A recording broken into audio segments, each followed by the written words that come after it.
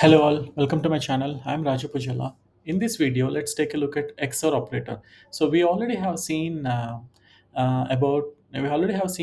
operator, OR operator, which are logical operators. Now let's take a look at XOR operator, and let's also see what is the difference between OR operator and XOR operator. So let's deep dive into the spreadsheet. Let's say I have um, condition one, and condition two. Okay, let's say if you say true. So for example, or operator, how it works, if either one is true, it returns true. For example, true, right?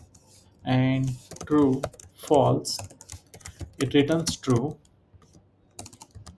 And false, true, it returns true. And false, it returns false. This is about the or operator. Let's take a look at the end operator.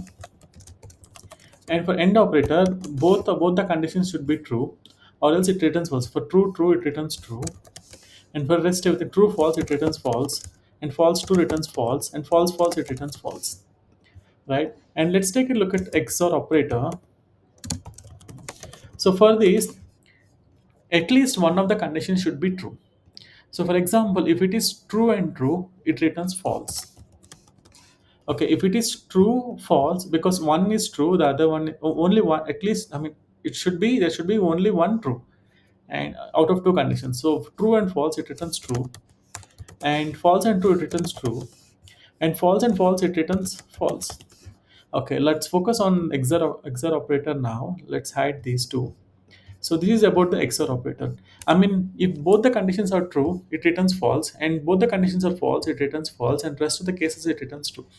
Let's see in what case this is like really helpful. For example, let's assume that there is a tool.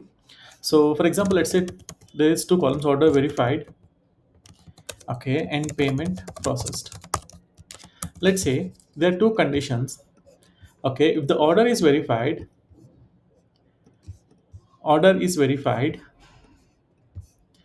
Mhm. For example, let's say if the order is verified and the payment is not processed, then we have to send email to customer. Okay, let's see yes or no. So for example, this one, XOR of this one is equal to, for example, let's say it's true, false. Let's say XOR of this one is equal to um, true, and this one is equal to true. Okay, so this is a true. For example, let's say like XOR operation here. Okay, and let's have send email is equal to, if this one is equal to true, send email, don't send email. Let's say something like this. Okay, so for example, the order is verified but the payment is not processed, so we have to send an email to the customer asking to process the payment.